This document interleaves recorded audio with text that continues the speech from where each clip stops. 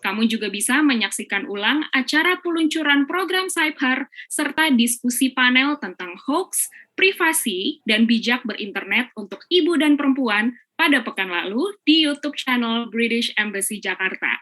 Sebagai bagian keempat dari rangkaian program CybHER, sore ini kita akan ngobrol seputar melindungi bisnis dari serangan siber. Di sini telah hadir tamu spesial langsung dari Inggris. Kita sudah kehadiran Melanie Oldham, Order of the British Empire, CEO dan founder dari Bob's Business, serta Neil Frost, COO dari Bob's Business. Teman-teman, Bob's Business adalah sebuah perusahaan keamanan siber dari Inggris yang menggunakan teknik kreatif dan menarik untuk meningkatkan kesadaran keamanan siber serta perilaku berinternet yang positif dan aman sejak tahun 2007. Bob's Business telah membantu banyak perusahaan dan organisasi di Inggris, dan hari ini spesial Bob's Business akan berbagi kepada kita semua untuk internet yang lebih aman bagi perempuan Indonesia. Dan perbincangan kita sore ini akan dimoderasi oleh Kak Paramita Sari atau Kak Tata, seorang cyber security consultant Horangi, juga telah memberikan isi panel cyber pada pekan lalu. Greetings to Melanie, Neil, and Kak Tata. Nice to meet you, and we cannot wait to learn from all of you in this afternoon. But before that, I would like to invite our moderator and panelists today for a photo session, so please kindly activate your camera. Baik teman-teman peserta, kita 2,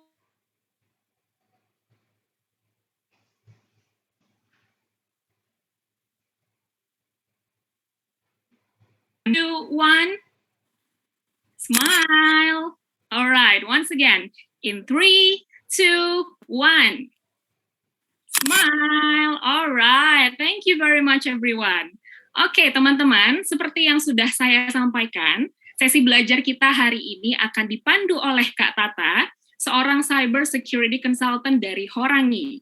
Kak Tata adalah sarjana ilmu komputer dari Universitas Bina Nusantara tahun 2020 dengan peminatan keamanan siber. Nah, selama menjadi mahasiswa, Kak Tata juga aktif mengikuti kegiatan kemahasiswaan, program magang, dan berbagai kompetisi keamanan siber. Jadi Kak Tata ini adalah seorang mahasiswa yang berprestasi. Luar biasa Kak Tata ya. Dan sekarang sebagai seorang konsultan keamanan siber, Kak Tata berpengalaman dalam melakukan vulnerability assessment dan penetration testing pada situs web, aplikasi, dan perangkat elektronik. Nah, buat teman-teman yang penasaran apa sih yang dilakukan Kak Tata sebagai cyber security consultant, nanti bisa tanya-tanya langsung juga ya selama sesi diskusi. Saya mau sapa dulu Kak Tata sore ini. Halo Kak Tata, bagaimana kabarnya? Halo Kak Melody, baik banget hari ini. Gak sabar banget sih kita untuk sharing session ya hari ini.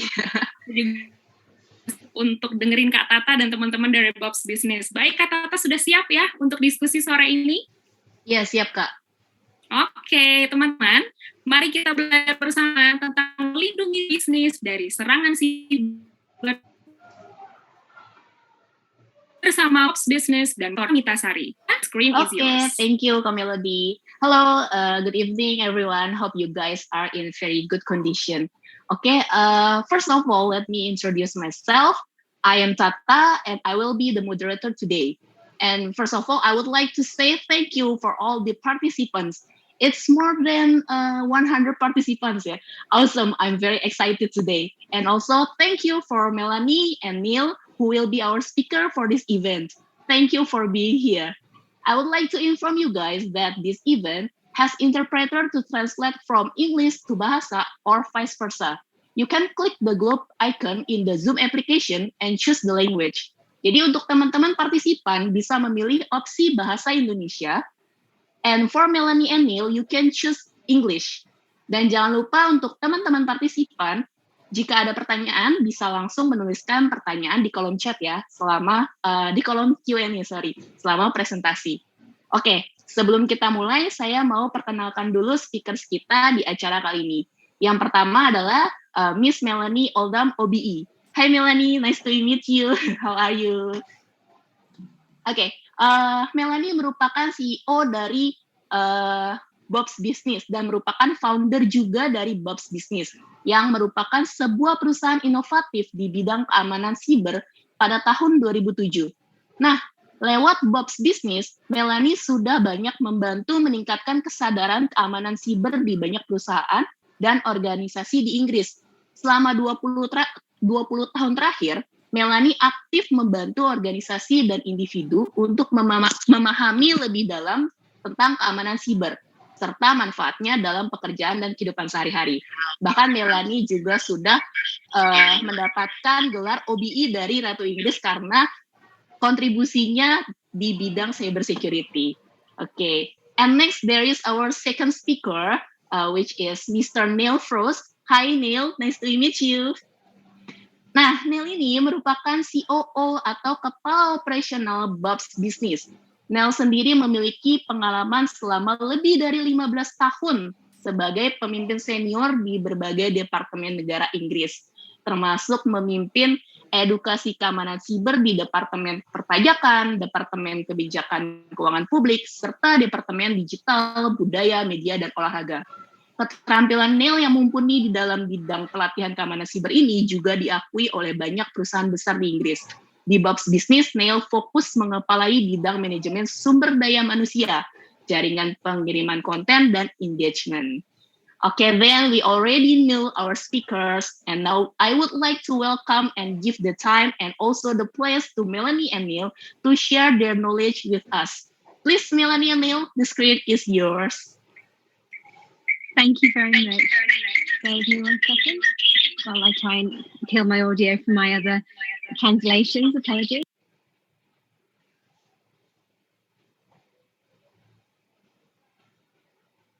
Technology is great when it works. So good morning, everybody. Nice to see you all today. I'm hoping that I've managed to share my screen. So let's see if this works okay with you. Okay. Hopefully now you can see my screen. Is that right? Is everything okay? Can I have a bit of a thumbs up or a virtual confirmation that you guys can hear me? Yeah, that's fine, Melanie. Perfect. Thank you.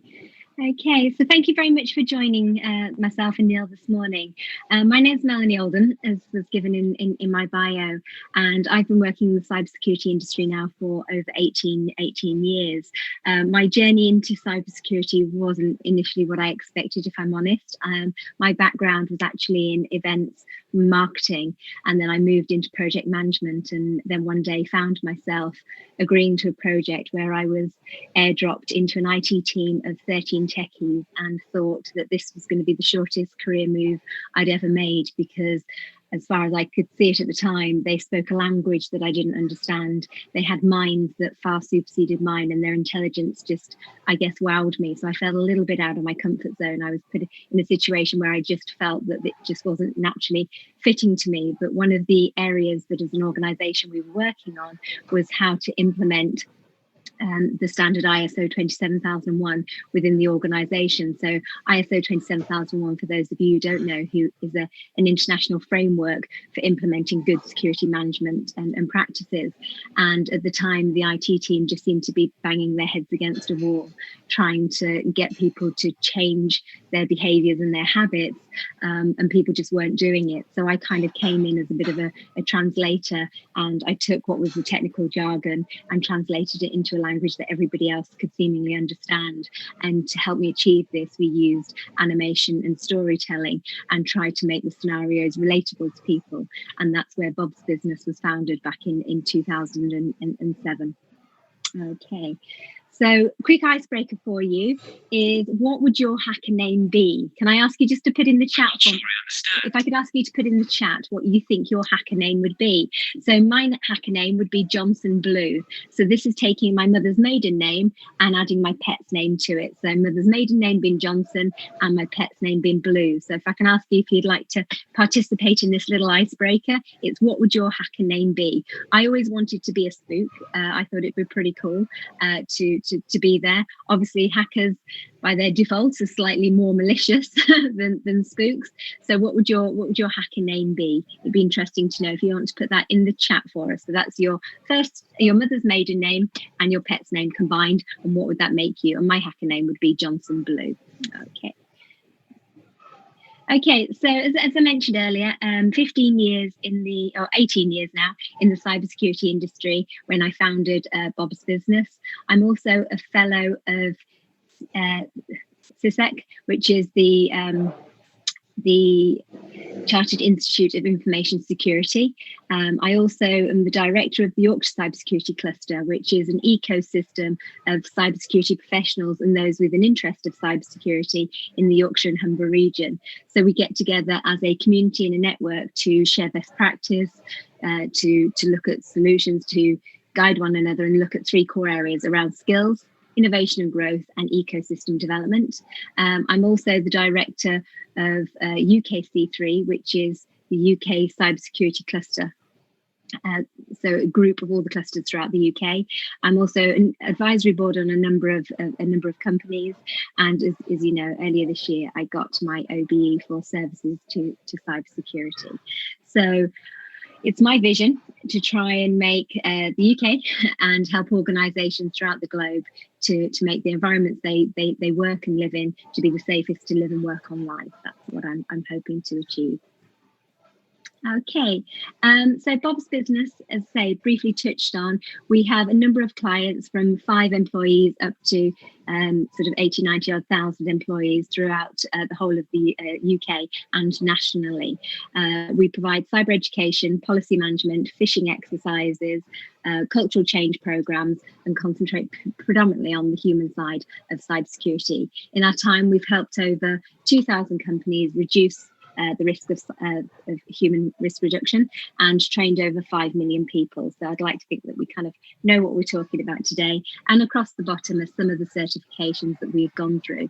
So as an organisation, I know what it's like to have a startup organisation, to grow it, to take on new employees, win new contracts, and understand the hurdles that we have to go to make sure that we protect our company information, our personnel information, but also that we actually follow the standards needed in order to be able to win government contracts and so on and so forth. So as an organisation, I think it's fair to say that we've grown with information security in mind, and I can talk to you about how it's benefited the business, also areas where I found it particularly challenging.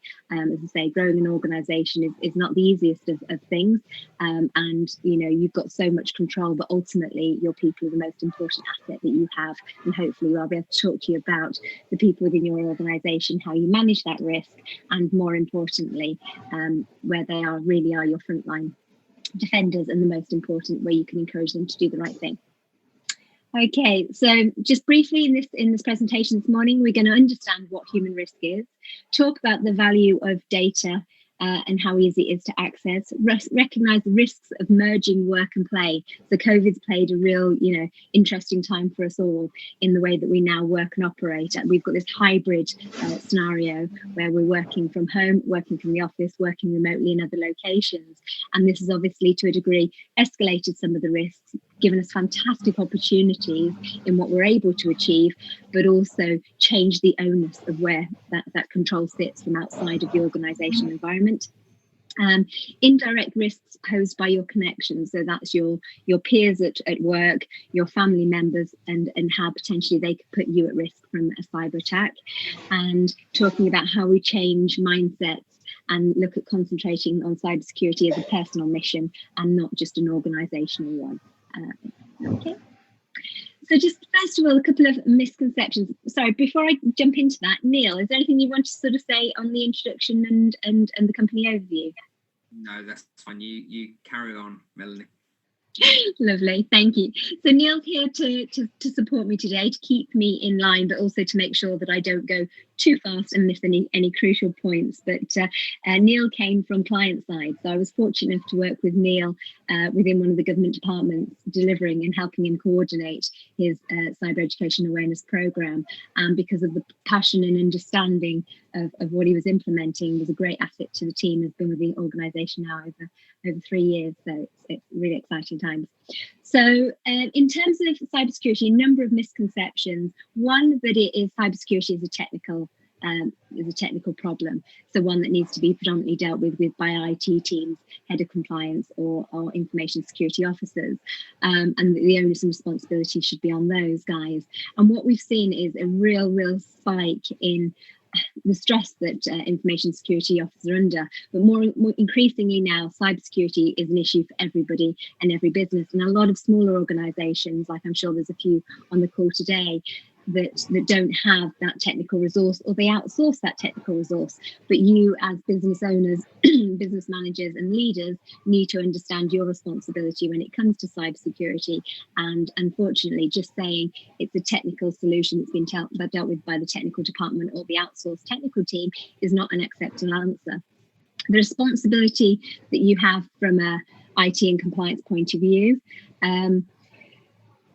it's initially thought that obviously most cybersecurity is through malicious intent, and again, it's not. Unfortunately, a lot of cybersecurity breaches are around our intentions to want to do a good thing, but unfortunately, in doing those good things, we bypass cybersecurity controls and put the organisation at risk. So not all cybersecurity breaches are with malicious intent, and unfortunately, there's this misconception that cybersecurity is just a tick box that we need in order to be able to win contracts and to be seen to be doing the right thing.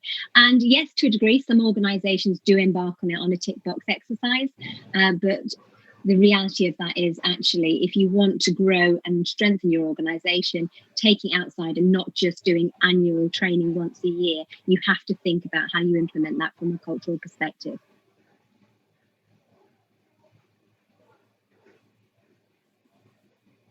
Okay, so the reality is cybercrime is a really, really lucrative business. There's lots of money to be made, which is why it's increasing in scale and growth.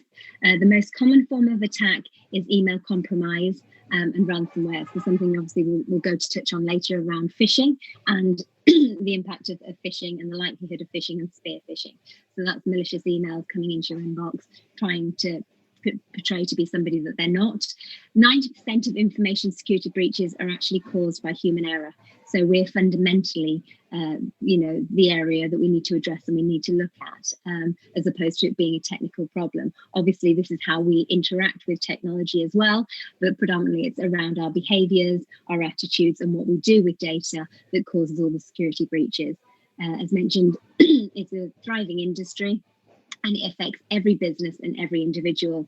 So where it used to be said, nobody's going to attack me, your business is not necessarily the one that's under attack because they want to get to you. It's how they get to potentially your suppliers or just access to your systems to be able to leverage their capabilities from within inside your computers. And it's really, really a game about playing on emotions. What's great about us as individuals within an organisation is that we are powered by our emotions. This makes us committed to the organisations we work for to want to do a good job. But unfortunately, the things that drive us to do great jobs and be passionate about the jobs we do are the same emotions that criminals play on in order to see our weaknesses and our vulnerabilities. Neil? I think there's one thing that needs to be stressed is that, it's not a case of people being the weakest link. We hear that phrase in the industry a lot. It's just that they are overloaded and targeted by criminals constantly because they generally are looking at them as playing on that emotions and that's their form of getting into any business. And so it's really, really important to understand that people need to be empowered to protect the business. And it's not just an IT issue, it is a human resources issue. HR people need to be procure and train or awareness for staff to help protect those that are responsible for technology or process. Perfect, thank you. Apologies, I hadn't realised I'd switched my camera off. I've just flitched between screens, so apologies for not being on camera previously. Okay, so obviously, as we mentioned, COVID has had a massive spike and increase on the threat when it comes to cybercrime. And what we've seen is it's actually been classified as the largest cybersecurity threat ever. Email phishing attacks were the most common form of data breaches while working from home. And 47% of employees cited distraction as the reason for falling for email scams while they were working from home. And incidents involving payment and invoice fraud increased from between 112% between Q1 of 2020 and Q2. So 112% increase within one quarter of a year is quite a significant increase.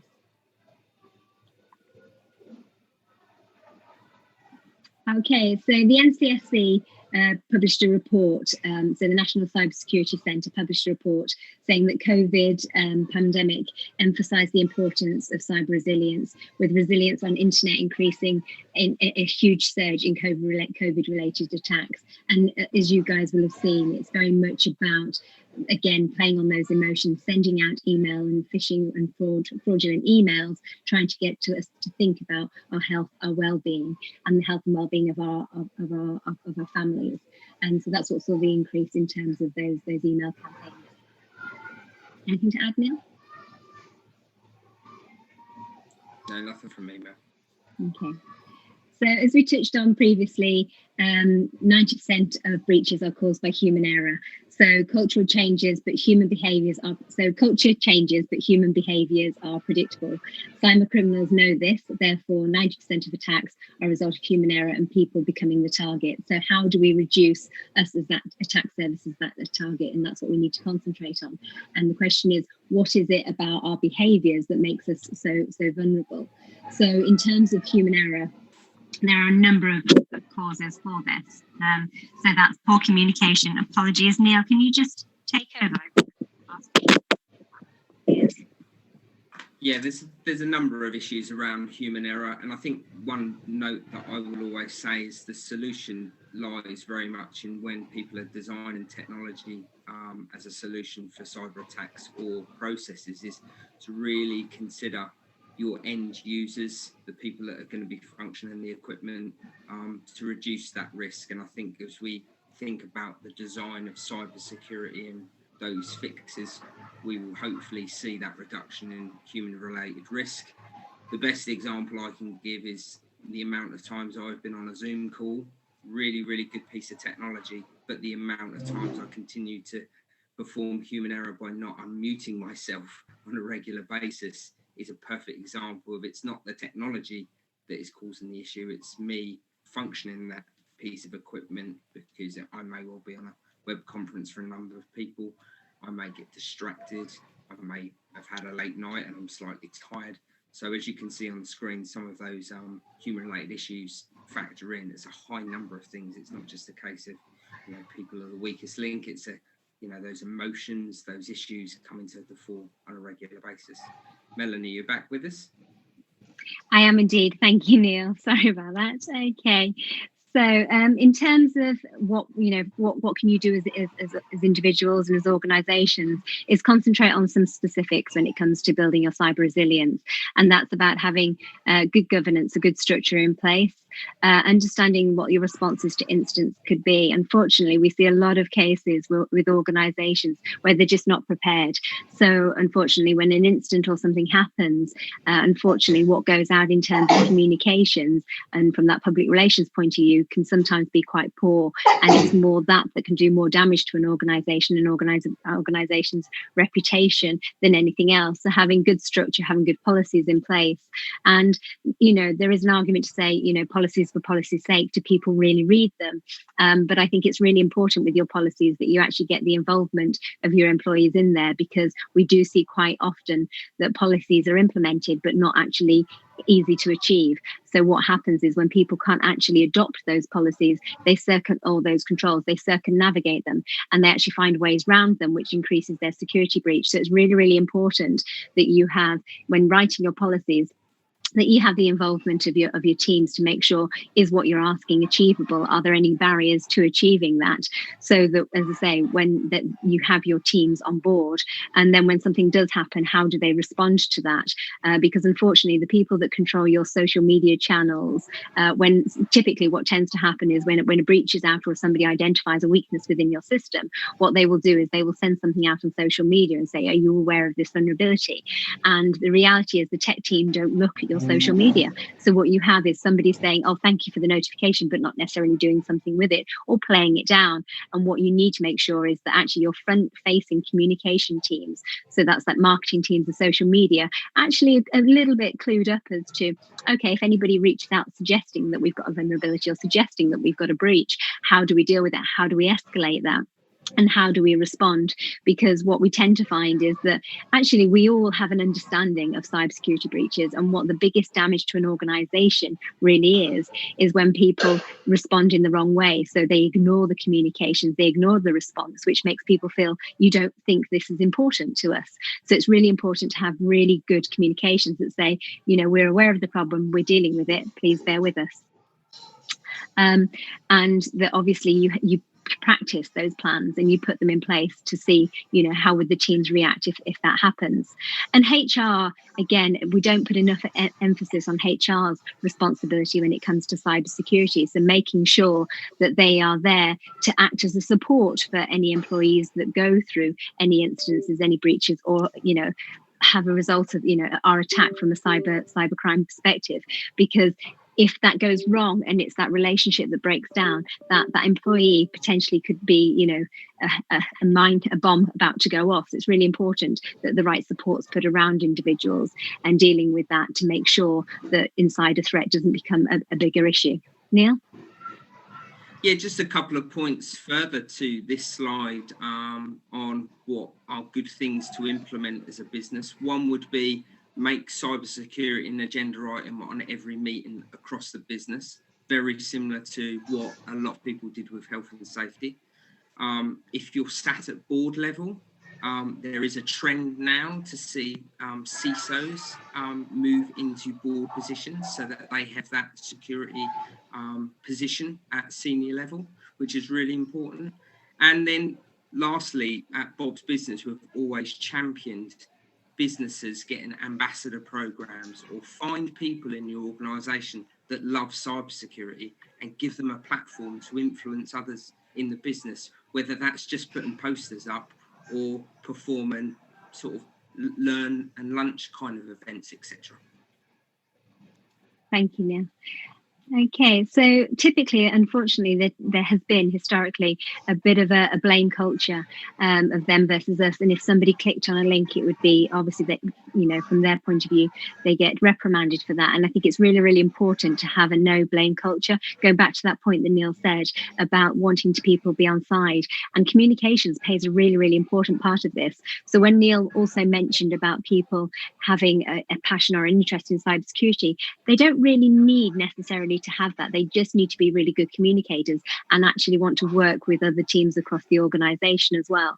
So when it comes to communications, it's really important that the messages are positive. So if you're thinking about, for example, running an anti-phishing campaign within your organization, then it's really important that you kind of let people know what you're doing and why you're doing it on the first sort of step. Because unfortunately, if you do something without telling people, you instantly get their backup and you instantly get resilience from those individuals. So it's important to tell people what you're doing and when you're doing it. Obviously, don't tell them when they're going to actually, the days that they're going to expect these phishing emails to come in. But you want to say, this is a campaign that we're running. We want you to be vigilant. And this is what we want you to do. Should you find one, we want you to report it. And then in the communications, when you're talking about, you know, give feedback, we want to know what our impact is. And if you don't give feedback to individuals, then they'll stop giving you information. And it really needs to be a two-way dialogue. So it's really important that when you're sending out anti-phishing campaigns that you turn around and say, here are the results from the last one. 65 of you spotted it and didn't click on the link. Well done for spotting it and reporting it. Because what you want to do is emphasize the good behavior. Because by emphasizing the good behavior, you're then encouraging everybody else to follow suit. And we're creatures of habit. And we are, you know, it's argued that our emotional responses versus our logical responses are significantly higher. So if you can tap on those emotional responses and us wanting to have that element of peer-to-peer influencing, then we're more likely to respond in a positive way and actually therefore report that phishing email rather than ignoring it. So it's about encouraging that. Neil? Yeah, just to push on that, always err on the positive side of everything as opposed to the no, because we are fear driven within the cybersecurity industry. It's always percentages of negative performance as opposed to positive performance. So focusing on that as a business creates that behavioural change that leads to a positive culture around security. So Melanie's point there about phishing results, everybody always gives the percentage of people who clicked and not actually the 80 or 90% of people that didn't click, those that actually spotted it. And what you'll find by doing that is you'll then create a lower click rate for the long term, because people will want to be in the group that's successful and not the negative group. Lovely, thank you. So leadership plays a really important part in this, and Neil touched on this earlier, and actually having board responsibility. And that's not, as I say, just within the IT teams, that's across the board. So it's your marketing teams, it's your HR teams, because they all play a really, really important point and role in sort of arming yourselves against cybersecurity, and making sure that we are adopting, let's say, that positive culture. Boards should be leading by example, and unfortunately what we tend to find is more often than not in cybersecurity training, awareness and education sort of sits amongst unfortunately a lot of senior management will get their PAs and assistants to complete their training for them. And again, obviously alarm bells when that happens, because you're leading by example. You need to be seen to be doing the right thing. So it's really, really important that as senior leaders, you participate in that training and also share examples of when you're subject to security breaches, because those stories that your employees can relate to are really, really important. So it's important when something happens to share those stories and show that actually you're human as well, and that we all make mistakes, and it's from those mistakes that we all learn. And making sure that cybersecurity is considered in all business decisions. So whether that's product development, procurement, so on forth, it needs to be across the board. Neil? Nothing from me. Okay, lovely. So as we've touched on, it's about creating that human firewall. So making your employees the strongest. So we turn organizations' biggest risk into their strength, their asset, and this human firewall. So getting to understand why is it so important, and this comes down to the cost of data, which people don't really generally understand and can relate to. So I guess the question here is, have you any idea what the cost of your data is when it's sort of let out online? And here is just some figures of what data could be bought at and the cost of that data being bought online. So again, just seeing there that you've got Facebook details. So they seem to be small amounts, but when you think about the quantities and how easy it is to gain that data, then it's, it makes quite big money. And do you ever know if you've ever been a victim of a phishing attack and had your data sort of compromised? Neil, anything to add? Just to mention, most of these prices are found on the dark web and are continuously fluctuating based on value at that time. But data in itself has become the most precious commodity in the world. Yeah. So in terms of the most common form of attack, we've touched on this, and that is phishing. So that's emails coming into inboxes, pretending to be somebody they're not, to encourage our employees to click on links to share data. And the reality is that we know that a lot of these are asking us for login credentials to log into a system. And the reality is, from our login credentials, because we are creatures of habit, we tend to reuse the same usernames and the same passwords. And, there's lots we can do to influence and change user behavior when it comes to password management. But the most effective thing that you can do as organizations is make sure that you actually enable two-factor authentication across all your online platforms. Unfortunately, the default for many organizations is to have two-factor authentication disabled, and then you have to enable it. If I had my way, I would encourage all software solutions to make sure that two-factor authentication was on by default. So that's where you have an application that gives you an extra code, or you get sent a text message to validate, because then that way, if your email address or your password is ever compromised and this information is posted on the dark web, then obviously you've got a backup to that. But the most effective way to manage against that would be obviously to have unique usernames and unique passwords. And I think one thing people really don't understand is the scale of the issue when it comes to password management. So passwords, I've got in my password manager over 290 online passwords for different online accounts, and that's just growing and increasing the more systems we access. So the ability to create a password that is unique in our own capability without using a password manager just isn't feasible. So therefore, it's really, really important that understanding users' by default do have weak passwords. Yes, we need to encourage that, but the simplest way to prevent people who have weak passwords is to enable two-factor authentication. But these, as I say, these slides are examples of phishing campaigns that are common and people do click on. So what we have is 91% of cyber attacks are a result of phishing emails. 80% of organisations around the world experienced spear phishing attempts in 2019. And in April, Google blocked over 18 million daily malware and phishing emails related to coronavirus. So 18 million a day, specifically around coronavirus earlier in the year. And yeah, it's a really, really significant problem. Anything to add, Neil? Just that because technology is stopping phishing emails more and more, Google, Microsoft, they have great ability to block these. What that's seeing is less people are being phished in work, but what that actually does is mean they're more susceptible to clicking on something when it does get through the filter. So therefore, there's a lot of talk about phishing simulations and whether they're of value. They are probably more of value now than they ever have been, so that you can heighten your staff's ability to spot something that's fishy. Do you want to cover this slide for a second?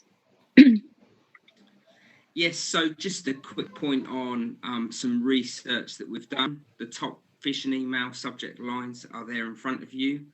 They're using psychology and behavioural science to play on one of those forms of emotion. So the urgent invoice. So they're trying to get you to perform an action quickly to bypass that ability for you to stop and think.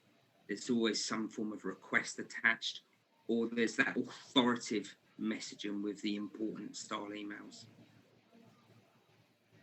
Sorry, Melanie, for interrupting. Can you talk more slowly, please? Because our team is difficult to translate from English to Bahasa. Please talk slowly, yeah? Yeah, no problem. Apologies. Thank you. I've just seen this in the chat.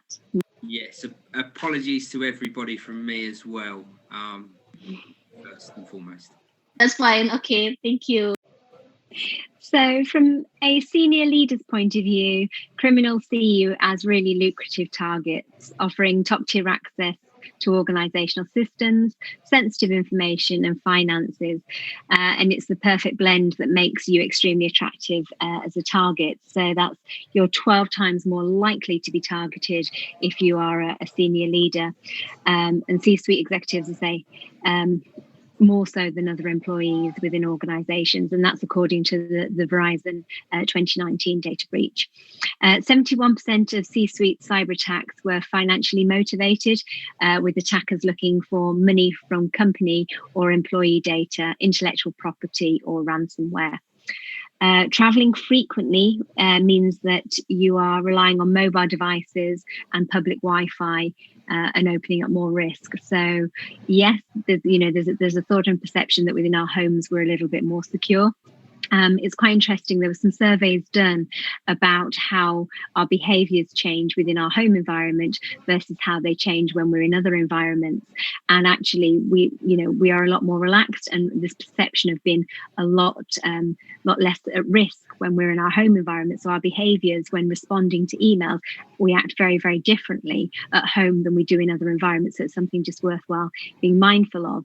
And then obviously, increasingly now, more and more locations outside of the home and outside of the working environment make it easier for us to work on other Wi-Fi networks. And obviously this poses the risk of people potentially being man-in-the-middle attacks. So that's where you log into a coffee shop Wi-Fi and somebody actually intercepts that communication, potentially pretending to be the coffee shop. So you log on, have access to the internet and don't realize that your traffic is being looked at and being viewed, and people potentially being able to see the systems and the information that you're accessing.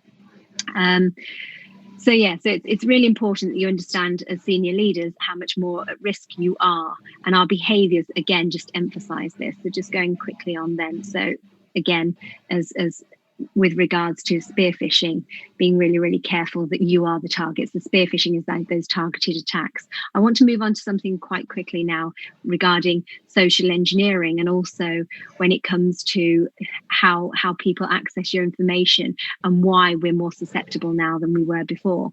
So using social engineering as means to psychologically manipulate you, to trick you, to get you to make security mistakes, giving away sensitive information. So, key techniques for doing this are compelling storytelling, taking advantage of your trust and your curiosity. Have you won something? Have you come into something? Or requesting an urgent response. So we touched on this on the previous slide. And using information online to make requests that sound really legitimate. So we need to be able to be in a position where we step back and we think about who has access to our information and our data to be able to create those stories that are compelling. How do people know what our behaviors are? How do they know how to write to us to make us want to click on that link? And a lot of that comes down to our digital footprint. So this is the information that's available in the public domain that allows people to access information about us as individuals personally, and also regarding the organization through social media, audio, visual, pictures, text, documents, right the way down to being able to map our locations through geolocation data, and being able to define where we're moving from one location to the next. Neil, would you like to pick up this one? Yes. So the classic digital footprint was the last slide: Facebook, Twitter, Instagram. But a lot of the risk sits with the lesser known apps. The big one at the minute is Strava. The icon in the left there with a picture of that's Greenwich Park is a senior minister at government level who would leave his house, run to the office, then run back later in the day. As you can see from that image, it would show you the location of their home address and what government building they work in. That creates that picture of that person and how they can then be socially engineered, right down to what time of day they run, when they run. So these lesser known apps outside of the big 3 or 4 are a massive, massive risk to employees in businesses. So they need to be very wary of the settings that they're placing on them. And I think this is one of the things is we all want to now start shouting about, the exciting things or the healthy lifestyle that we're living to our friends and our family on social media. And this, we're trying to communicate with people that potentially we don't have the time for now to pick up the phone call and share. So we're sharing vast amount of data about our behaviors, where we're going and what we're doing. It'd be interesting to know if these apps obviously translate over there as well. So, maybe in the Q&A we can cover that. But from a behavioral point of view in our habits, we want to share information, but we don't always, again, lock down the privacy settings. So my advice and guidance again would be to try and keep work and play separate. So try to make sure that you're locking down your various different apps and the privacy to those apps only to the people that need to see them, and not necessarily sharing it with work and play.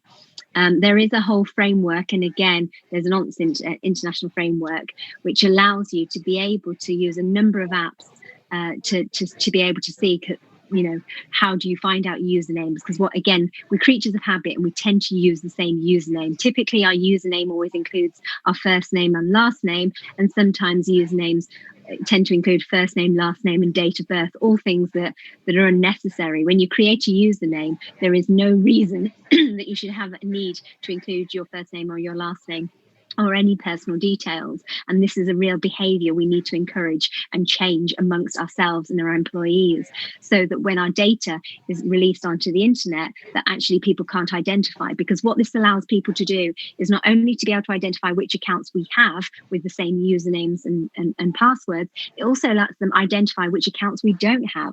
So it makes it really easy for identity theft, for people to create accounts where I don't have them, to form relationships with my connections, because they're expected expecting me to use that same username and password, and therefore be able to, get further information regarding myself through communications there. One way of being able to identify if your information has been compromised is this website, which is Have I Been Pwned? And this isn't a phishing exercise, I promise. So this talks about how do you identify. It's a tool that was created by the National Cybersecurity Centre, and it allows you to put your email address in, and it will show you all the times that your email address has been compromised and the various different breaches it's in, and it will tell you which email addresses have or haven't been compromised. So it's a good one to try through personal emails, through work emails, and also through friends and family, just to see whether or not your email address has been compromised and been part of a data breach. And typically within those data breaches, you'll find that your passwords and your usernames have both been released at the same time. The other area of risk is indirect risk. So this is people wanting to get to you through your PAs. So PAs are the first line defence for senior leaders and criminals because they may be easier to get hold of. They're your entry points. They're easier to reach and more likely to respond. And by their nature, they're supportive and try to be proactive and helpful. So it's just being mindful that people play on PAs quite a lot. The other risks, such as family, so your spouse, your children, posting on social media. So what are they posting? So one of the ways that when we do research on various different senior level individuals, we will actually look to see who's liked their posts. And from who's liked their posts and engaged with their posts, we will tend typically to be able to find family members. And what you'll find is those family members tend not to have locked down their data. So we tend to find a lot more about people through their behaviours of their friends and their family than we necessarily do about the senior leaders. So that goes back to the icebreaker that I set at the start when I asked you to come up with what is your hacker name. And what we know is, to be fair, cyber criminals, this perception is that they are guys in hoodies, when the reality is there's various different social media posts that are trying to get you to extract information, trying to provide information. So what we did in the previous, when we were asking you for your mother's maiden name and your pet's name to get your hacker name, obviously that's us trying to get your personal data, which allows us potentially then various different security questions that would allow us access to your systems. So increasingly, what we're doing on social media is responding to these requests, these gamified elements of interactive posts that our friends are sharing, and indirectly we're sharing our personal information. Neil, anything to add?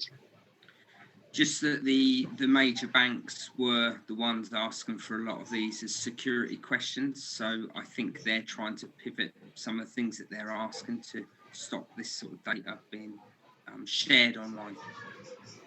Yeah. I think the thing to remember again is that really sort of important thing is that we have two parts of our brain. We have our logical part of the brain, and we have our emotional part of the brain. And the emotional part of the brain is the one that responds, sort of 12 times faster than the other. And it's really important to think that those things that make us feel loved, that make us feel wanted, that make us feel part of our community are the things that tend to make us make those harsh and fast decisions. So just engaging with things on a personal level is always something to be mindful of. So how do you minimize personal risk? And this is very much about making sure that you never use your work email for personal use, and never access it from an unauthorized device, using multi-factor authentication, so two-factor authentication, and using password managers where you can, and making sure that the one password that you really do secure and is strong and is unique is the one that accesses your email, which allows you to reset all your other passwords. There's no point having a weak, unsecure, unprotected by two-factor authentication email if that's the one that you reset all the other 200 plus email accounts from. So making sure you protect that one. Making sure that you have limited access to your accounts, check them. Make sure that when you log onto your online accounts, check the privacy settings, check the security settings. Where else are you logged on? Are you still logged on anywhere? And removing and checking that access. Anything to add, Neil? Nothing from me on that. No. Okay. So how do we avoid social engineering, which is the most common form of attack? Say 91% of security breaches were as a result of phishing emails. Is not to be too trusting by, we are too trusting by nature, but how do we stop that, and to separate work life and play life? To slow down, ironically, says, as you're trying to translate what I'm saying, slow down what you're doing. So criminals want you to act fast and think later, and that's where you need to stop and think about all your online communications and system setups. Don't trust all links in emails. Use Google. If in doubt, research something and Google something to go to it directly rather than clicking on a link in an email. Research the facts. Who is this person? Who are they? Are they who they say they are? Because and obviously, if the offer is too good to be true, it most probably is. Neil? Nothing further. Okay, lovely. And if you want to learn more, obviously, Bob's Business, we've a host of online learning content around identity theft, around online web security, social media, phishing attacks, and obviously mastering malware and ransomware. And I think that comes to the end, which is hopefully just a minute off what it should have been. So hopefully that's been okay timing wise for you.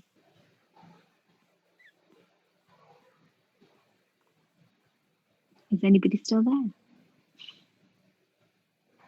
Okay, thank you, Melanie and Neil, for sharing with us. Since our participants are really enthusiastic and interested in today's presentation, would you mind if Installer team share the deck to the participants, Neil and Melanie? Oh, that's okay. Very happy Tim to. Installer, berarti nanti bisa ya kita share decknya ke teman-teman partisipan. Okay. So that was very interesting sharing session. But that's not all. We are now moving to Q&A session, and we can see the enthusiastic from our participants. And now we already have a lot of questions. Okay, Melanie and Neil, we need your help to answer the question from our participants. And for the first question, when we make an online payment using credit card, we are required to input the CVV number. Is it safe to write it in the application? Will the website save the CVV number? Is there any regulation that govern about this? Please answer, Melanie and Neil. Okay, I'm happy to answer this one. One of the things that I'm really quite pleased about is new banking, and the ability that we now have with a lot of the new online banking applications is to be able to generate unique virtual credit cards. So I would definitely recommend the likes of Revolut and those sort of accounts where you can literally through the online account spin one up. So if you're looking to use a website that you're not likely to use again, to use a virtual credit card that can then be destroyed after that is a single-use credit card. Is it safe to use the CCV number, providing that website is a credible website and it has the padlock and the certificates, and you've checked the validation of that website, and it'll take you to through a secure method? Then generally it is. What it isn't acceptable to do is to ever write credit card details down.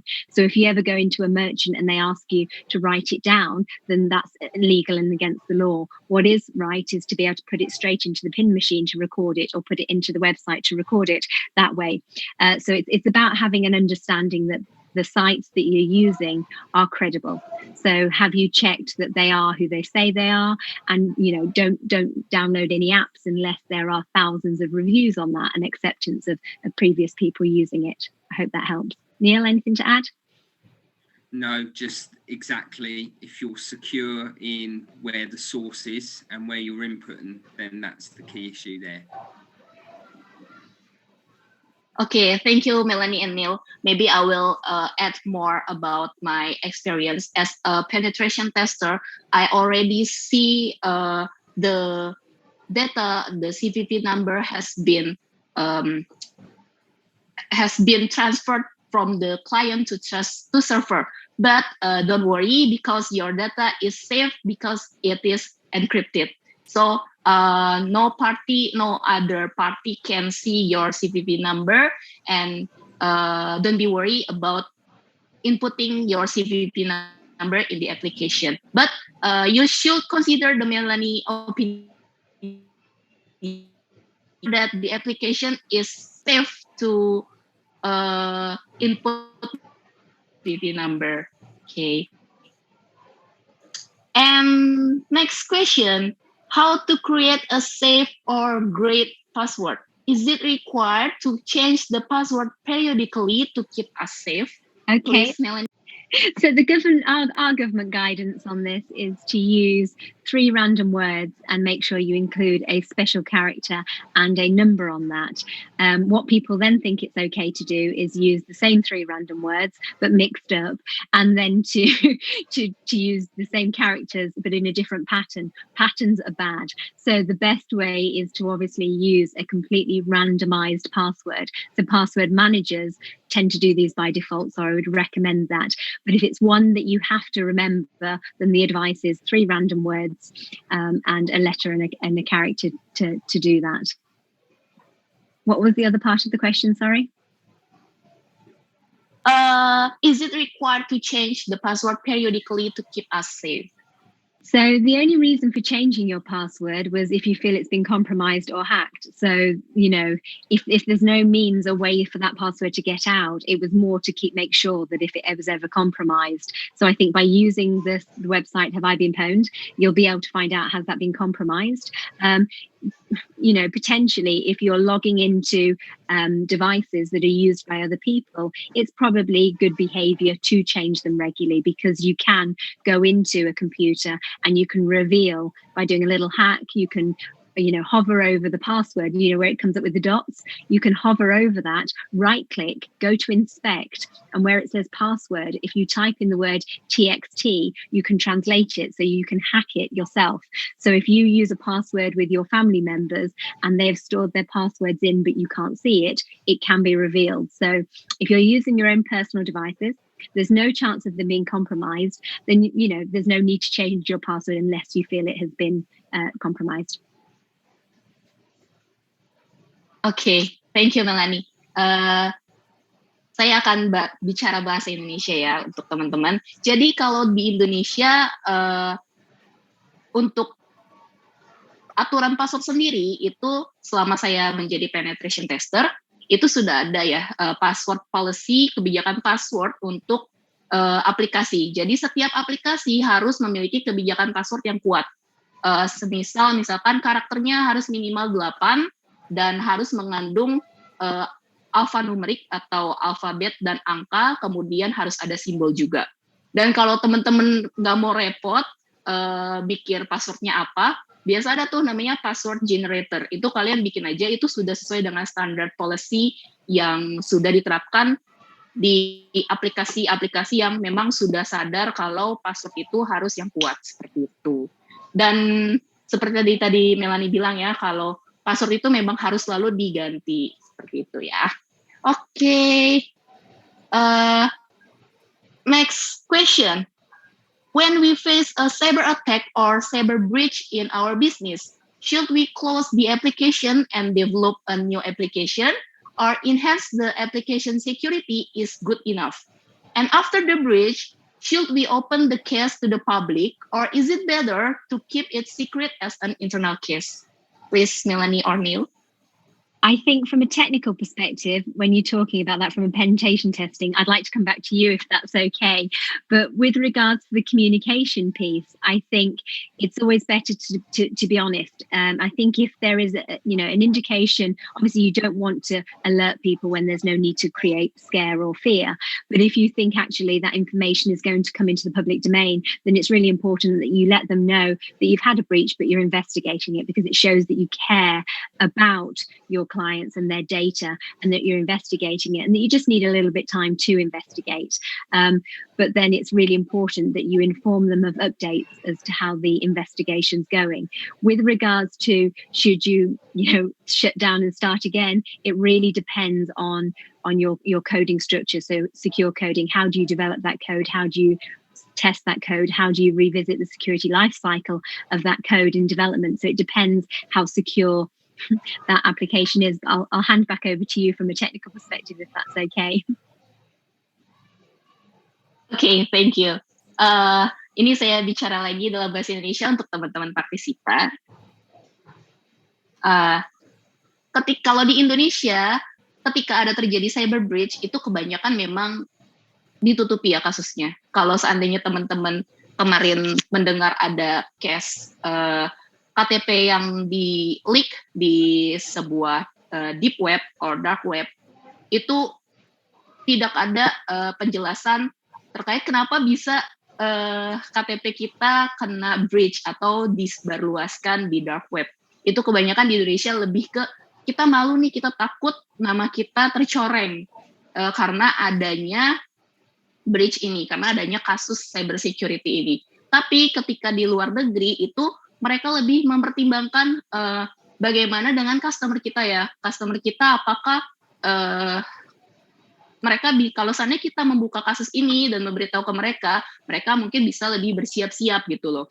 Bersiap-siap akun mana yang kemungkinan akan menjadi kasus selanjutnya seperti itu. Dan tadi Melanie juga sudah menyebutkan kalau terjadi kasus cyber crime di organisasi kita atau di bisnis kita, sebaiknya kita mempertimbangkan sih untuk memberikan laporan secara publik ya ke publik ya, supaya customer kita tuh setidaknya tahu kalau mereka sedang kalau akun mereka kemungkinan kena breach seperti itu, supaya mereka bisa bersiap-siap gitu. Oke. Next question. What do we need to be aware of in maintaining cybersecurity regarding the metaverse? Namely, the transition from the real world to a three-dimensional virtual world, where everything is designed and developed through digital technology and all contribute to that transformation in the future. Sorry, I didn't quite catch that. Could you recap that again for me? Sorry. Okay.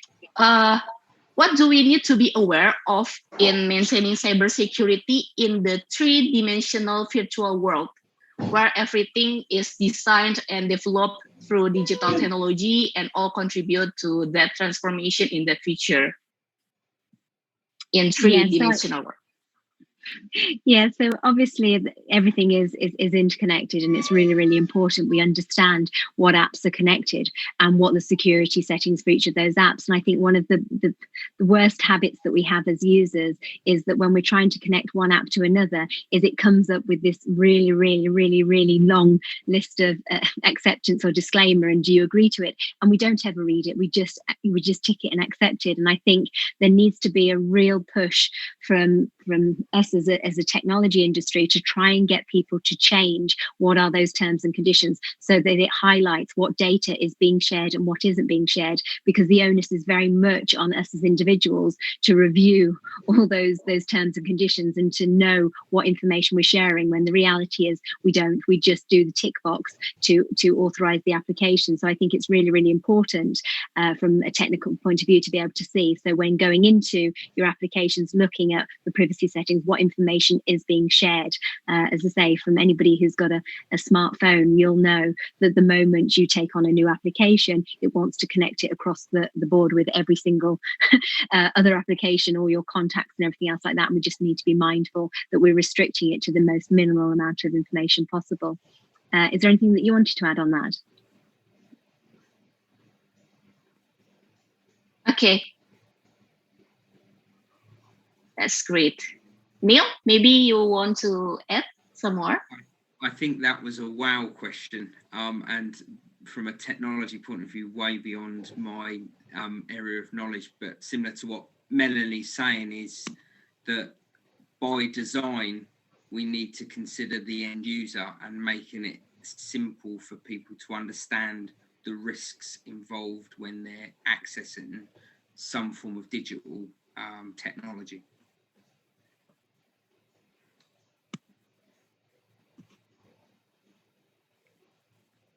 Okay, teman-teman mungkin sebelumnya pernah mengikuti sesi sebelumnya di talk discussion bersama dengan Mbak Nucha dan Mbak satu lagi yang dimana mereka menjelaskan tentang terms and condition. Ketika kita install aplikasi, muncul terms and condition, dimana kita kalau seandainya nggak approve dengan terms and condition itu, kita nggak akan bisa pakai aplikasi itu, gitu. Nah, pernah nggak sih teman-teman membaca terms condition yang dari atas sampai bawah itu panjang banget? Kebetulan teman saya ini ada yang rajin ngebaca terms and condition, dan salah satu yang dia baca adalah aplikasi payment untuk ngebayar, gitu ya. Tapi bukan banking. Di situ tertulis dengan jelas kalau si perusahaan yang buat aplikasi itu tidak akan bertanggung jawab apabila terjadi cybercrime atau data breach. Ketika terjadi data breach, semua akan menjadi tanggung jawab si customer.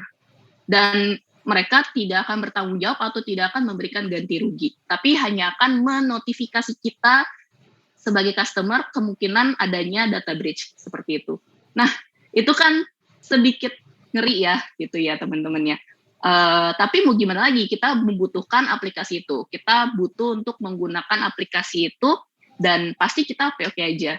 Dan yang bisa kita lakukan adalah kita keep ourselves safe, gitu ya. Kita harus menjaga diri kita sebaik mungkin supaya enggak oversharing seperti yang sudah dijelaskan di part sebelumnya ya, CybHER part sebelumnya gitu. Okay, last question Melanie and Neil from me. As a CEO and founder or COO in Bob's business, have you ever noticed or faced any human errors that was done by your employees in your company? And how did you address the problem? Of course. We're a business, we're human, without a shadow of a doubt. And I think it's recognizing that two things: we've got a really, really good open policy. So if anything happens, my argument is put your hand up and tell me it's happened because I can do something about it. It's when something's happened and it's not. So, you know, the most common mistake of a lot of juniors is sending out an email campaign and including multiple contacts within the to field and sharing all the user data. And you know, it's a steep but good learning curve for new starters. And you know, it's these things happen, but it's really, really important to be part of the training. So in order to avoid that, we make sure that is one of the first things that anybody with external communications does, is understand how to do email etiquette, how to send an email by making sure that the participant, their details are put into the BCC field, blind carbon copy, rather than the to field, so that the data is not shared. Thankfully, on these occasions that they've happened, the data that has been shared has been within clients that have known each other. It's not necessarily been a huge risk for us. I think the other examples of data breaches is people phoning up and asking for information. And again, when something didn't feel quite right, my team have come and said, I've just received this phone call and they've asked this. So it's about the team knowing when something doesn't feel right that they must report it. But as I say, it's a learning curve. We all make mistakes and we are all human, but it's how we handle that and deal with that that's the most important thing. Because if you deal with that in a negative way, then that potential threat becomes an insider threat, and therefore you've got that resistance against the organization. But yeah, so it's really important that it's handled quickly. We have a really, really good information security management system. So we have implemented ISO 27001. So we've followed the controls and we've grown with it. It's a journey. It's not an easy thing to achieve, and it's about the evolution of that. But although it seems a huge commitment to be able to implement a number of controls around suppliers, around system access, around various different elements, I would say as a business, it's helped us with our growth as well, because it's made sure that we've been able to prevent security breaches, be able to react quickly, but also grow as well. So although it seems a huge investment and a bit scary and a bit daunting, it's a journey, one that should be taken really, really slowly, and improves the efficiency of the business. We're a lot more efficient, in terms of the mistakes that we used to make, we don't make them anymore. So it's definitely something worth implementing. Neil, anything to add? For me, it's about expectation. So as a management team, we are very clear to our staff that human error is going to happen. You will never, ever reduce it to zero, but set the expectation that if you report it, we debrief it, we learn from it, then the business is better for it. And I always go back to everything, not just mistakes or errors. Everything with our business is about consistency. If you're consistent and good most of the time, it will allow you the opportunity to have that little error every once in a while. So it's really, really important to get that trust for them to feel they can come to you and report the issue, that it can be fixed. And that is down to good leadership. And that touches on the point that you made earlier about communications, because we are then able to reach out to our clients and tell them that this error has occurred. And actually, in all the times, operating the business for over 15 years, I think I've had to sort of maybe email my clients 2-3 times to say that we've had this communicational error. And every single time, I think the response has always been really positive as to how we've handled it. Thank you for informing us, for letting us know. And we're really grateful. And each time they've all come back and said, it's good to know that, this is what your bread and butter is, this is what you teach, but good to know that you're still human as well. So I don't think ever we've had any resistance to really positive communication. So it's about getting it and letting people know that you're actually trying to minimize risk.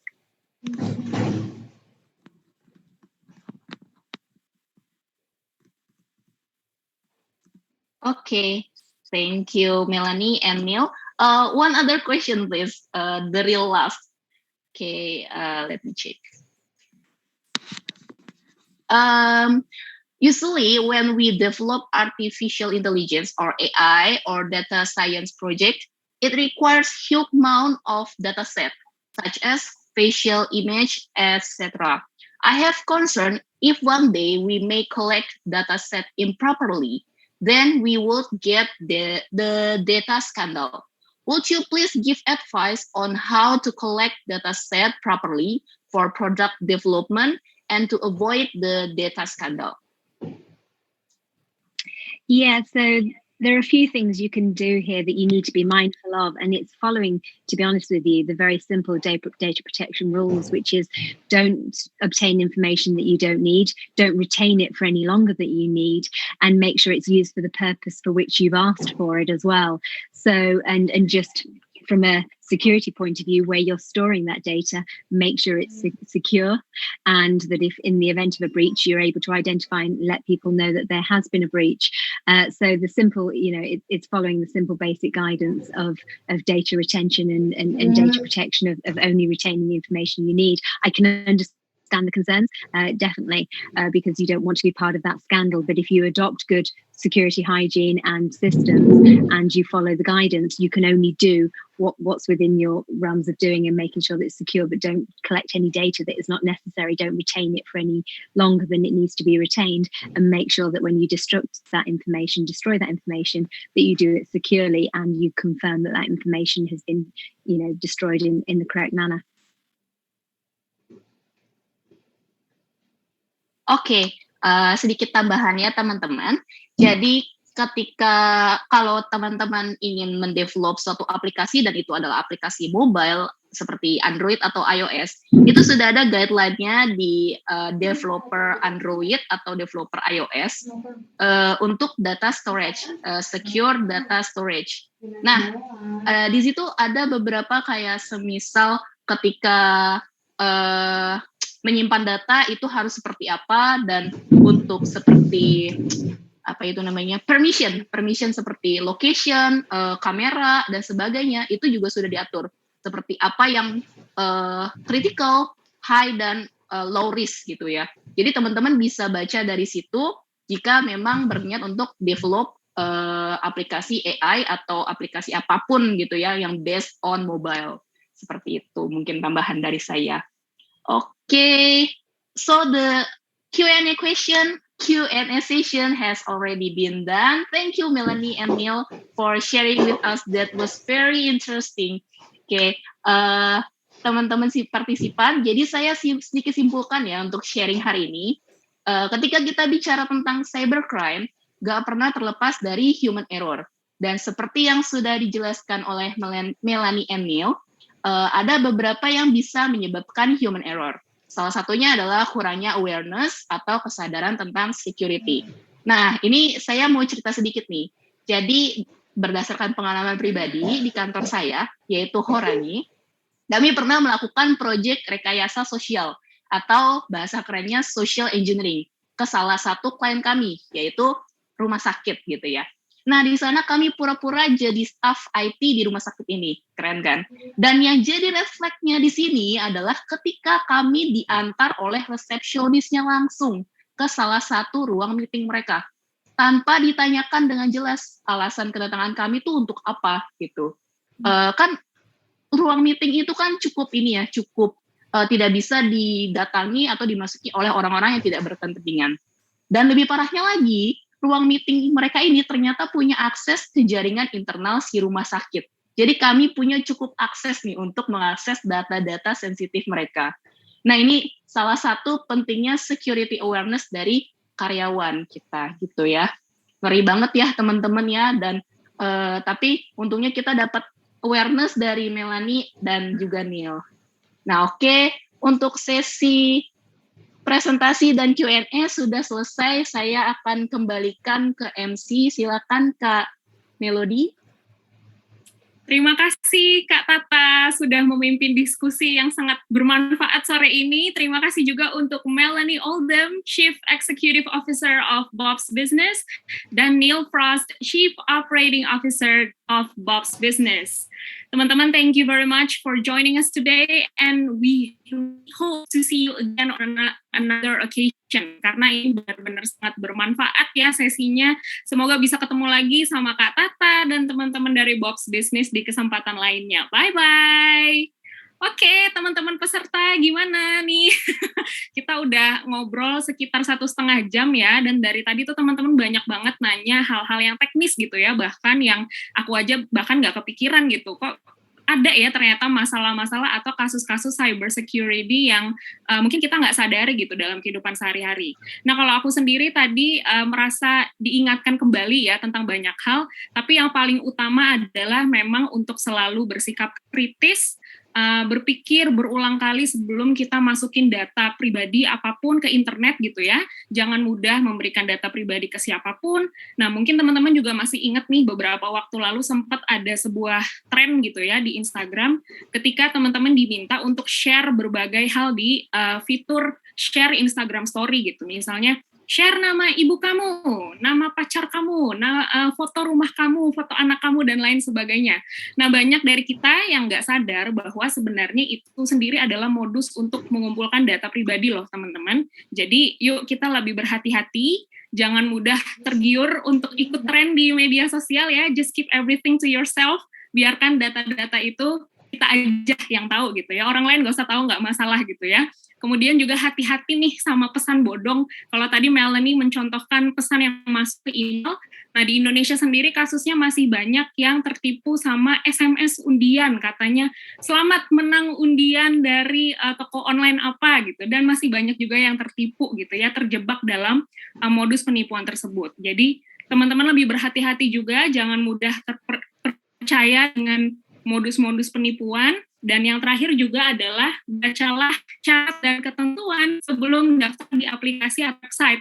Nah, kalau yang ini saya sendiri juga suka nggak baca nih sebenarnya teman-teman. Jadi mulai hari ini yuk kita budayakan membaca syarat dan ketentuan sebelum klik agree atau klik setuju. Oke, sip ya teman-teman ya. Nah, kalau teman-teman tadi dapat refleksi apa aja nih selama diskusi, yuk kita sampaikan cerita-ceritanya di kolom chat. Biar semakin rame nih kolom chatnya ya. Oke teman-teman, yuk sebelum kita lanjut, saya ingin mengumumkan nama 4 pemenang CybHER Quiz pada acara diskusi panel CybHER di hari Sabtu 12 Februari lalu. Yuk, mungkin bisa kita tampilkan di layar segera. Pemenangnya adalah @katyuan_, kemudian @grvtym, kemudian @luheka, dan terakhir @salsabila_elf403. Selamat kepada teman-teman para pemenang CybHER Quiz mendapatkan kursus pelatihan keamanan siber gratis dari Box Business. Yeay, tepuk tangan untuk para pemenang kita. Yeay, teman-teman.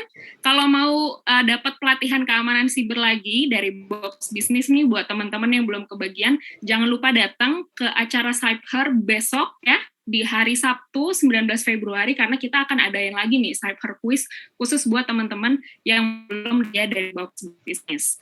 Alright, teman-teman, sebelum kita lanjut lagi, sekarang saya ingetin teman-teman untuk mengisi post-test acara ini lewat link yang sudah tersedia di kolom chat ya, teman-teman. Silakan dibantu oleh tim moderator chat dan Girl Cyber Force nih yang dari tadi sudah meramaikan dan berinteraksi langsung dengan para teman-teman peserta CybHER.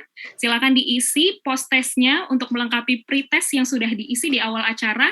Dan ini sangat penting ya teman-teman, karena kami hanya akan merilis sertifikat bagi peserta yang mengisi pre-test dan post-test di seluruh rangkaian acara CybHER. Oke teman-teman, lanjut lagi. Sekarang saya mau ajak teman-teman untuk berpartisipasi dalam CybHER Ambassador Creative Campaign. Ya, CybHER Ambassador Creative Campaign adalah salah satu rangkaian program CybHER yang dirancang untuk memberikan edukasi seputar kampanye keamanan siber. Nah, di CybHER Ambassador Creative Campaign ini, kita ingin menggalakkan kampanye keamanan siber dimanapun kita berada, agar semakin banyak orang yang memahami keamanan siber. Nah, aku mau undang nih teman-teman semua untuk ikut membagikan harapan teman-teman untuk masa depan dunia siber Indonesia melalui Instagram dengan mengunggah Twibbon CybHER yang sudah kami siapkan. Nah, silakan diposting dari tanggal 11 sampai 23 Februari 2022. Jadi masih ada waktu sampai minggu depan bagi teman-teman untuk mengupload foto diri teman-teman dengan Twibbon CybHER. Oke, bagaimana sih caranya supaya bisa ikutan? Yang pertama adalah teman-teman foto diri dengan kertas atau papan yang bertuliskan harapan untuk masa depan dunia siber di Indonesia. Lalu gabungkan foto kamu dengan frame Twibbon I am a CybHER Ambassador yang bisa kamu temukan di folder CybHER Twibbon yang tersedia di layar, linknya. Kemudian unggah foto kamu dengan Twibbon tersebut di akun Instagram dengan caption yang nanti akan kami tampilkan. Kemudian tag @UK Indonesia Tech Hub, @UK in Indonesia, dan @Instellar ID. Oke, buat kamu nih yang sudah nggak sabar mau ikutan, kita sudah siapkan paket lengkap instruksi postingnya dan juga Twibbonnya, semuanya udah lengkap, bisa diakses di link bit.ly/CybHER/Twibbon. Nah, buat teman-teman yang belum familiar nih, gimana sih caranya masang Twibbon di foto gitu kan? Teman-teman bisa menggunakan aplikasi Twibbonize ya. Jadi teman-teman tinggal pilih template Twibbonnya. Kami sudah sediakan yang warnanya putih dan biru. Kemudian pasang foto kamu dengan foto diri yang tadi bertuliskan harapan kamu di sebuah kertas atau papan. Kemudian tinggal save, download, dan upload di Instagram gitu ya. Bisa dilihat langsung di layar. Nah, kemudian saya sendiri juga sudah membuat contohnya nih ya. Saya punya mimpi seperti ini, bisa dilihat di layar. Saya punya harapan bahwa suatu hari nanti selain bebas aktivitas hacking, phishing, dan segala macamnya, saya juga pengen internet di Indonesia aman dari pelecehan seksual. Nah, di sini saya sudah menggunakan foto saya dengan kertas yang sudah saya tuliskan dengan harapan saya, kemudian saya padukan dengan Twibbon dari CybHER.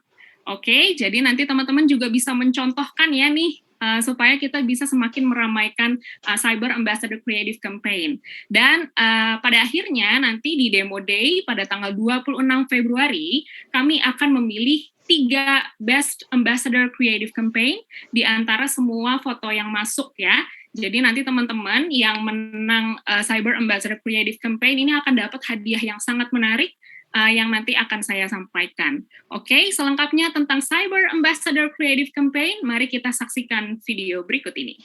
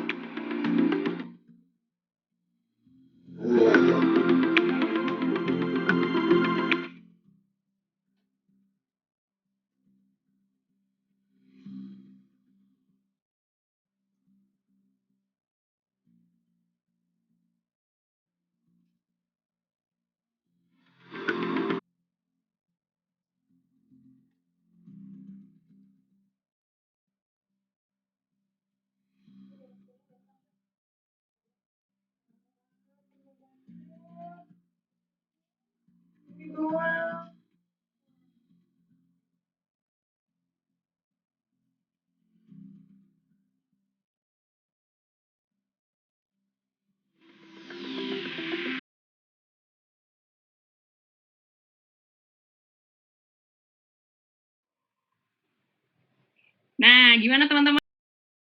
Kita wujudkan keamanan siber bagi perempuan Indonesia dengan turut serta dalam Cyber Ambassador Creative Campaign.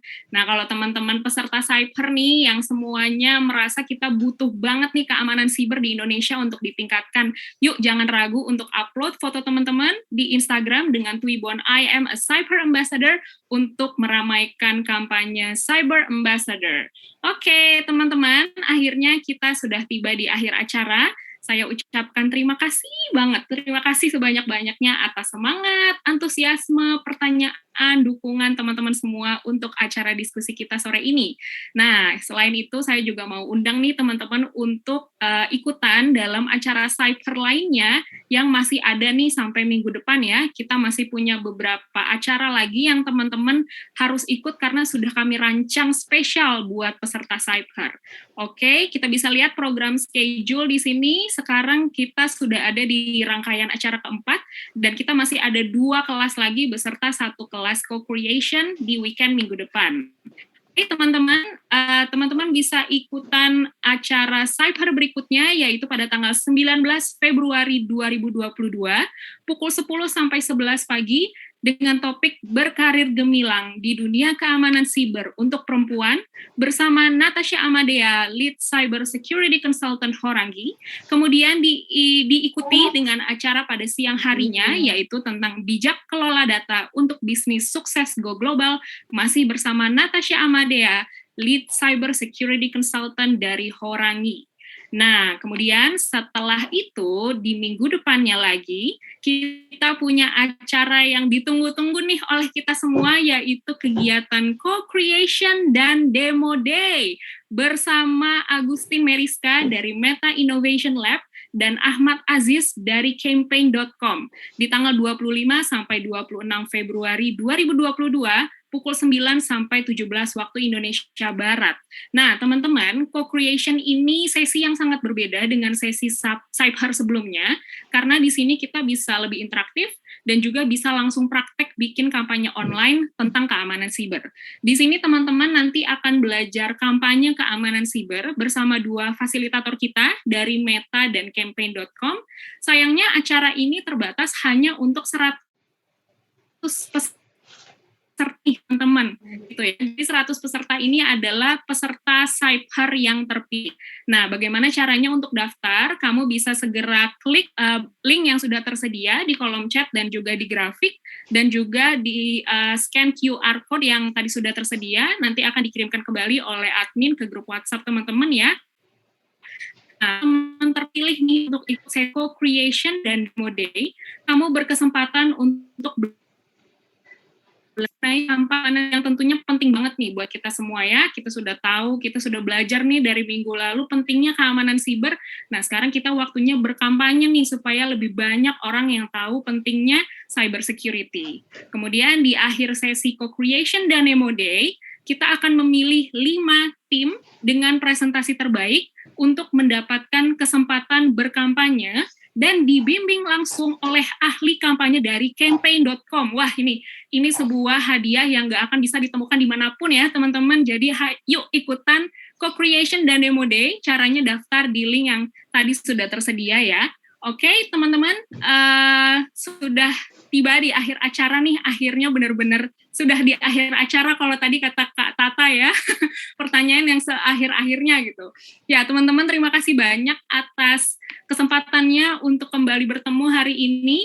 Semoga besok juga bisa bergabung lagi di acara CybHER berikutnya dan rangkaian program CybHER Internet Aman untuk Perempuan dukung oleh Trans dan Niponis, Female Daily Work, Femalepreneur Indonesia, Generation Girl, Girl in Tech Indonesia, Herpreneur Lab, Stellar Woman, Block 71 Yogyakarta, Campaign.com, Satu Tampa, BINUS School of Computer Science, Cyber Security Community BINUS, Ikatan Mahasiswa Sistem Informasi Indonesia, dan Universitas Catur Insan Cendekia. Terima kasih banyak atas kontribusi peserta program dan teman-teman pada hari ini untuk internet yang aman bagi perempuan Indonesia. Saya Melodia Apriliana undur diri, sampai jumpa di acara CybHER berikutnya. Selamat sore!